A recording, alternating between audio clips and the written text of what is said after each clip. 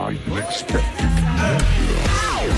Hello and welcome to the Reinvent Health podcast. I'm your host, Nikki Robertson, and today I'm speaking with Bruno Olierhoek about his new book, Holistic Impact, the Ubuntu Polder Journey, a compelling exploration of how businesses can integrate the African philosophy of Ubuntu with Western business practices. Bruno is a seasoned business leader and visionary entrepreneur dedicated to catalyzing positive change in the corporate landscape. With over 28 years of diverse international experience across continents, Bruno has honed a unique perspective on holistic business transformation.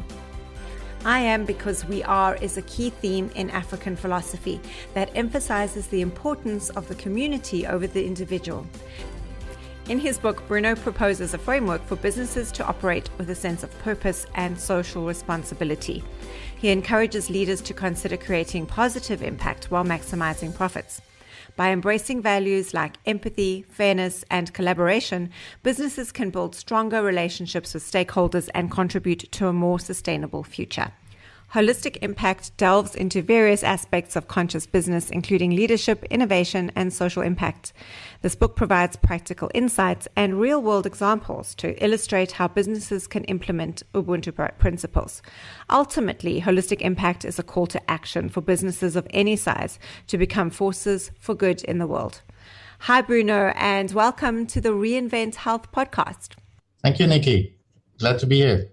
So I'm Bruno Olierhoek, happily married. My wife is from Indonesia. We've been together traveling all over the world. We have 3 children. The first one was born in Singapore. Our daughter was born in Thailand. And the last one, the boy, was born in the Philippines. I consider myself a lover of life and very privileged to have been able to live and work in 12 different countries now.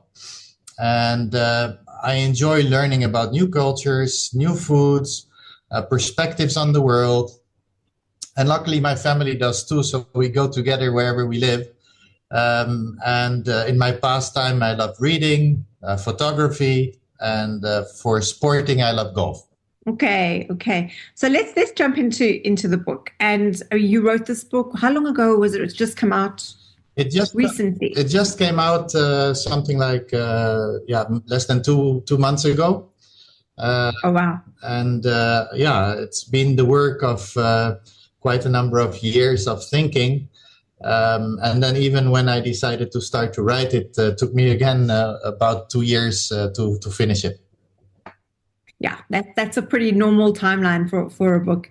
So the concept of Ubuntu is central to your book. Can you explain how this African philosophy informs the way business should operate, especially in today's economy? Yes, thank you. So indeed, the book is called Holistic Impact, the Ubuntu Polder Journey. And in it, I want to demonstrate how business can realistically create positive holistic impact by applying what I call the Ubuntu Polder framework.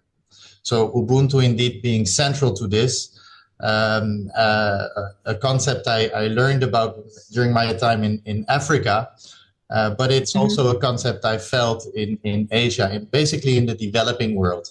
And it emphasizes the interconnectedness of all people.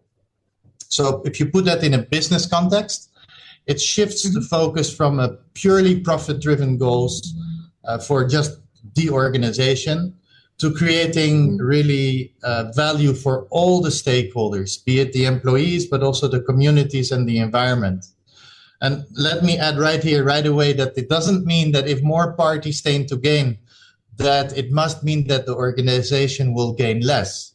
Rather, this philosophy reminds us that the success isn't achieved in isolation. And in today's globalized economy, where challenges like climate change and inequalities transcend borders, business must also adopt this mindset of collaboration, of shared purpose, and mutual benefit to strive sustainably. So businesses must go back to basics. It's about getting rewarded by solving societal issues. And since our issues are big, the rewards can be big too. And just a little anecdote, if you allow me, Nikki, is I remember in 2019, I was fortunate to attend the WEF in Cape Town, the WEF Africa. and we had a discussion on malaria and how can we eradicate malaria. And in the conclusion, it was basically said that mosquitoes don't have passports, and therefore we have to work together cross countries. And so this concept applies to many of our issues because carbon emissions also don't have passports. So Ubuntu is really critical that we're aware of the world outside of just the goals of the organization. And on the cover of the book, the circle that you see with the people is basically to symbolize Ubuntu. So just to deviate from sort of a normal line of questioning, I'm just curious because you have been, you were working for big multinationals since you were in your late teens, early 20s. Was this a theme for you throughout? Is this, was this something as a part of your consciousness right through your working career, or was it something that evolved over time? That's a great question, and it's the question I asked myself after I won in 2021 the Conscious Companies Award. Where a lot of paperwork, a lot of interviews, and a very, very senior jury. So I was thinking, out of all the leaders, why did they really award this prize to me? And I really reflected deeply about my past. And yes, I do realize that I have been in my whole life intrinsically motivated to do good and to be conscious, even though I didn't have the words for it back then. And it's actually this reflection after winning the prize that finally made me write this book. I can imagine it must be something that is intrinsically part of you. So we met over COVID. We were involved in an organization. And I'm just wondering as well how that crisis, because it brings people together. Crisis can either divide or it can bring people together. What was your experience of that very challenging time? And I know, your organization had a massively horrifically challenging experience. How did that also craft or inform what became this book later on? Well, I think that COVID was really for the world a point to realize in very concrete terms that our global problems have real impacts at the individual level. And so it was for me a little bit of a pause. And we could see the interconnectedness of everything during the time of COVID. So yes, it was a crisis globally as well as for individual companies, and therefore it requires crisis management. And the key in crisis management is really communication, open, transparent, tell people what's going on, and then bring them together. So it's a very intense period where people are forced to work together, which we did. But then by being conscious of, we're in it together with the rest of the world. Therefore, we cannot only selfishly think about ourselves and what we are having to do to survive, but let's also think about the nurses that still go out there, help people, the other people that have to still go out and risk their life at the front line for the others, and what can we do to support them, to back them up. And so that is really how we approached it. And I'm very proud of the team because we were one of the few companies in South Africa and in East and Southern Africa in general, where all throughout COVID, we didn't have to stop, not even for one day. And we managed by working together to keep going and continue to be a force for good. Mm-hmm. So your book includes polder, which refers to a unique Dutch land reclamation process. How does this concept relate to the idea of conscious business? And why is it such an important metaphor for you? So it's important to me because it's very personal. So I grew up in Holland in a polder. And so where my parents still live there. So that's our house is 10 meters below sea level. So you can imagine that if the dikes break, our house is kind of flooded. And but these polders in Holland are centuries old, and therefore people have been used to working together to protect the dikes from breaking for centuries. And so this polder system for me is a perfect metaphor for collaboration, consensus building, but also the intelligent use of technology. So it reflects the idea that when we're faced with a shared challenge, everyone must work together to achieve a creative solution. And that is precisely how I envision also conscious business, bringing diverse stakeholders together to address societal needs that create shared value. So we're working in and we're working as an ecosystem, just like a polder is a small ecosystem. And the polder symbolizes resilience and ingenuity that are also essential traits for any business, really, as they're navigating the complexities of our rapidly changing world. As I mentioned, technology is an important part of that. So there, obviously, in the polders, the most obvious example is the windmill, because the windmill back in the 13th century, it was used to just grind the grains. But then the Dutch transformed it to leverage this wind energy to move water up several meters. So it went from the polder and was drained out to the canals that were higher up that would then lead the water to the sea. Right. And again, last little comment, we only have one world that faces our global threats, and therefore our world is our polder. So the metaphor also works at that level. And on the book cover, you can see the windmill inside of the circle. So that is the polder part of the Ubuntu Polder framework. Yeah. But it makes complete sense that, if we're working towards a common goal and we are including everybody and uplifting everyone around us, well, you can't help but succeed. I mean, that feels, maybe just to me and you, but I would think for most people that would make logical sense. But it doesn't always work in practice until you approach somebody with an idea. So what is the journey to, in your opinion, the journey to conscious business, or the first step that a company would have to take to transition from a traditional top-down, profit-driven, cutthroat, way of doing business to a more conscious, purpose-driven approach? What would it take to change? Well, first of all, when you say it makes so much sense, I fully agree. And I'd like to remind people again also of where does the word company, an organization come from? It's something, again, invented by the Dutch in Amsterdam, when the rich families had to pool their money together to finance these expensive expeditions to the Spice Islands. And they all got shares in a company. And obviously, when the profits came, they would divide the profits up according to the shares. And then from there, the stock exchange was also invented in Holland. But the government was then appointed to issue the company licenses. And these licenses would only be given after a company was able to demonstrate how its products or its services would benefit society. And therefore, companies were intended to be conscious businesses from the start. So in a way, it is really about going back to basics. And then now that allows me to answer your question also. For me, the first step is to have this clarity on purpose. And companies should ask themselves, what is the societal or environmental problem that we're solving, and why does it matter? So purpose then becomes the North Star, guiding decisions, uniting the employees, and also aligning externally all the stakeholders.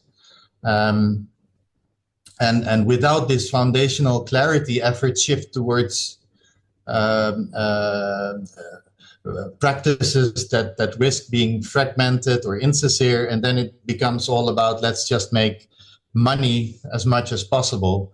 And it becomes inward looking, so as opposed to outward conscious. So in the book, I make the point is we need to move from all for one to one for all. Yeah. And so that is what I believe is important, that the company aligns itself with the ecosystem. Yeah.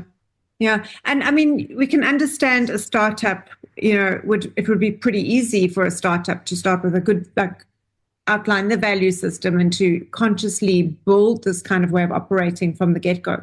But we worldwide have massive organizations that have been around for decades, if not hundreds of years. What do you think it takes for a really big business to start asking these questions? Does it take crisis? Does it take near bankruptcy? What does it take for a big organization to start asking different questions? What's the incentive? Yeah, I think that when we say big organizations, and therefore we cannot do anything at an individual level. And this is also this feeling of being overwhelmed that people find themselves in often when they're watching the news. The global problems are so big. Who am I? What can I do? And then you get this feeling of hopelessness. And I'd like to change this. And I'd like to make the point that it all starts at the individual level. And therefore inspired individuals who then work, fight, persevere for their ideas. So also myself, when I reflect on my journey, I see while I was working for one of the biggest companies in the world, way before I became CEO, I also made many initiatives that were having a positive holistic impact. Yeah. And the point is that we also know that positive achievement and success is contagious. Therefore, individuals can really move the needle when they are having their initiative bearing their initial fruits, and it will then naturally impact the wider organization. So that is definitely, I hope, reassuring that everybody can start, regardless of being in a small company or a big company. Mm. And I also feel these values can and should be applied universally. Mm. Frameworks like the Ubuntu Polder framework make the case as to why it makes sense to integrate values like cooperation, sustainability in the operations, in the governance, in the metrics. Yeah. So yes, leaders need to champion these principles and embed them in the company culture and systems. But additionally, by involving employees in co-creating, this shift helps overcome resistance and drive this meaningful transformation. Mm-hmm. And, there's leaders and there's leaders who shouldn't be leaders. So what are the skills that you think would be most essential? What would you look for in someone who you would say, this is a leader who can take this company into conscious awareness? Because this is rare, in my experience, and my experience is not your experience. I work with companies in healthcare often, and I don't know, hey, what do you think? What would you look for in a leader who could lead a company into a new framework? Yeah, and when I describe the leader, it's obviously the conscious leader that's deeply empathetic, who's inclusive, and also adaptive. So leaders will need to be able to excel in collaboration, in system thinking, and cultural humility. So they must also be courageous in challenging the traditional norms, the status quo, and advocating for a more long-term value in terms of just the short-term gains. So importantly, they should lead with purpose, be authentic, inspiring others through their commitment, and as a result, make a positive impact. And I guess this is personality type as well. And that's quite, it's if you're starting with the top and you're starting, with the leader, it's personality. It's maybe 50% luck and 50% induction to get this right. Otherwise, we'd all be doing it. So how does the idea of interdependence in Ubuntu challenge the traditional notion of competition in the business world? I mean, business is cutthroat. What role does collaboration play in the success of conscious business? Yeah, so a lot of the ideas is about reframing, right? And having a new perspective. So Ubuntu reframes competition as a secondary priority to collective success. And in practice, this means that companies should embrace partnerships, should work in an ecosystem, recognizing that solving the global challenges require the pooled resources and expertise. As I said, you want to fight malaria, the mosquitoes don't have passports, so you need to think holistically. And collaboration can open new markets, share risks as you work together, and also foster innovation in internally. So the concept of it's like co-competition, where competitors collaborate for mutual benefit, And it's an emerging trend that embodies this philosophy. So I don't see myself as the only one having the answers. It's more that I'm sharing my version of how I've made sense of different things in the world, and hope that more people, that it helps more people to come on board, crystallize their ideas, and also get started. Mm-hmm. So also to remind everyone, the real competition is how you satisfy your consumer or your customer better than the others. And therefore you can collaborate with others. So in the book, I mentioned one specific example from when I was working in the Philippines, and we worked on sustainable coffee practices. And to do that, we got everyone in the industry together to work on increasing the efficiencies. It allowed us then to produce more locally and reduce importations, which is good for the farmers locally. Yeah. But all the while, the brands, the organizations that were competitors were in this, working on it together as well. So several of the partners continue to compete in the stores. So it's not one or the other. So in your book, you talk about the importance of integrating local and global perspectives. Now, a small South African company probably seldom has a global perspective, but as we're becoming more, our borders are blurred. I mean, there are physical borders, obviously, but our communication, our interaction with the world at large is becoming, unlike at any other time in human history, we all actually get a sense of that we're all one. So how can businesses start thinking, especially I'm talking like smaller local businesses, how can they start embracing that global vision to grow their businesses? So the key is alignment between the local relevance that you need to be successful in your market and global ambition. Mm-hmm. So the businesses should design really solutions that address the local needs while ensuring scalability to tackle also global challenges. Mm-hmm. And so it involves co-creating solutions with communities, respecting the cultural context, leveraging the insights. But when you do it right, you've got this symbiotic relationship with strong local roots and also enabling meaningful global impacts. And so one example, again, from the book is a project or an initiative we called REAL, Realizing Enabled and Empowered African Livelihoods. Yeah. This was in KwaZulu-Natal, so rural South Africa, with the Makoba tribe. We had also Inyosi as a partner and Nestle. And so the common interest was very small, was a local dairy farm. But the partners worked to increase the output of this farm, but also moving to net zero, because dairy is often accused of being very bad for the environment. But we said, let us work on making it a net zero operation. And to do that, we worked on different solutions that brought back biodiversity. We recuperated the methane from the cow dung. And we also looked at our environment and we said, okay, you got this black wattle tree, which is an alien species in South Africa. And the farmers hate it because it takes huge amounts of water.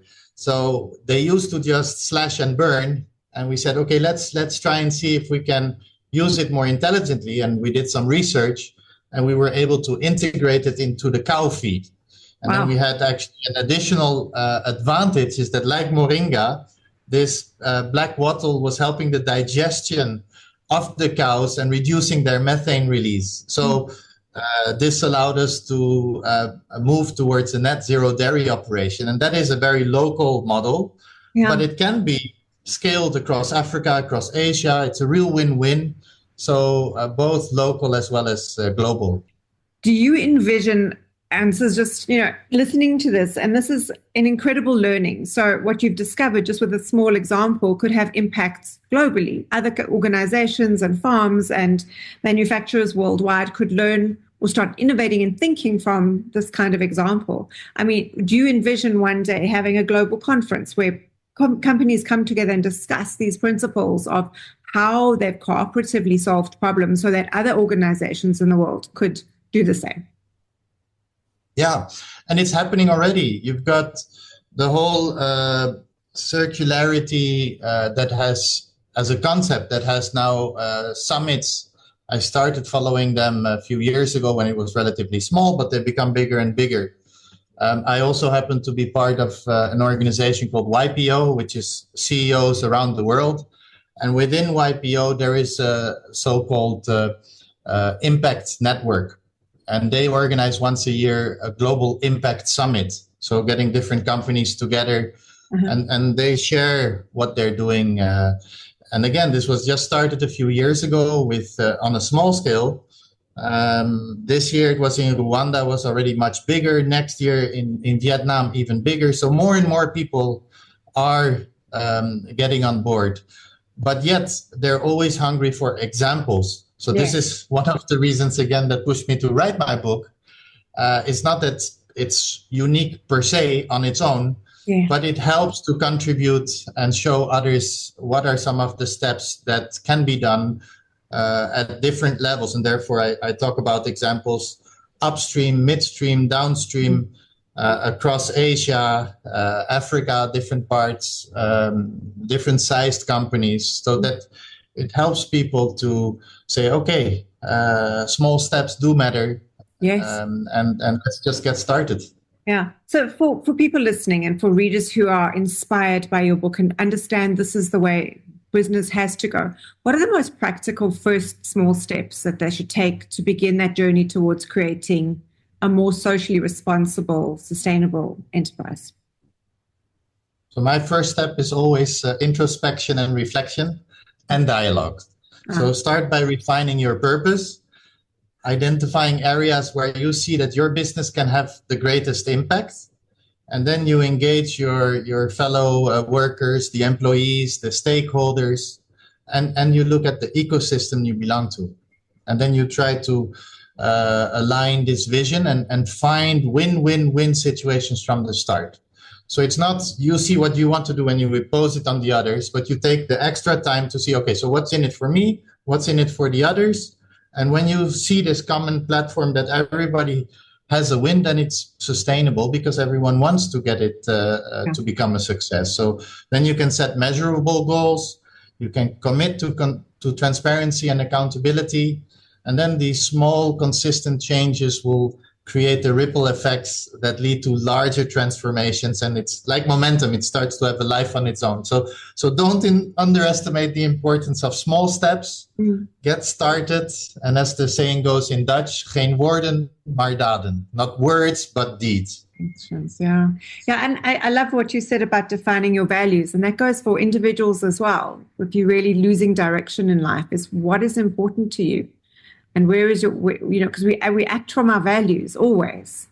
And our values inform our identity in the world. So if you're stuck, stop and question where your values are coming from. I think that's very powerful. We don't think of that. Yeah. Absolutely. So what are the next steps for you? I mean, life seems really exciting. Where are you going in the next year with this? So I want to obviously continue to roll out this framework that I write about. So I've set up my consultancy business in the UAE for that purpose as well, to help the companies that want to get started and get them along in practical ways, help them get started. And the other thing I'm thinking about, they always say you never write just one book. So now that I'm more and more conscious about these kind of business models, I see more and more of them. And maybe I should make a little collection of how this Ubuntu Polder framework is already alive and well in many different companies, and that I kind of make a collection, interview the people, and again, give further inspiration to others that it can be done. And it's not, I've not called it a model, because if you say a model, it implies do 1 + 2 + 3 and get this result. I've called it a framework. It's basically get inspiration, see locally what's available, and then come up with your own solution. But the principles are still applicable and the same. Okay. So, Bruno, where can listeners get hold of you? And more importantly, where can they get hold of your book? So if you Google Ubuntu in the UAE, you'll find my consultancy. For the book, it's available in Amazon and other online bookstores, and I'm now starting to also get it distributed in local bookstores. But it's a whole new world, writing a book and then publishing a book and then promoting the book and distributing the book. So it's step by step, but it's already available online and they ship it anywhere in the world. I've had some books shipped to Kinshasa in the DRC. It arrives. So in South Africa, for sure, it will arrive. Brilliant. Bruno, thank you for your time today. I'm going to put all of your contact details and links to where people can download your book or order your book on Amazon in the show notes. And I look forward to chatting with you in a couple of months' time to see, what's happening with your next sort of big adventure, because this is extremely exciting and you're making a difference in the world, and that needs to be acknowledged. So thank you. Thank you, Nikki, and congratulations on your podcast and having always great topics that are of interest to all of us. So you also keep it up. Thank you. Thank you.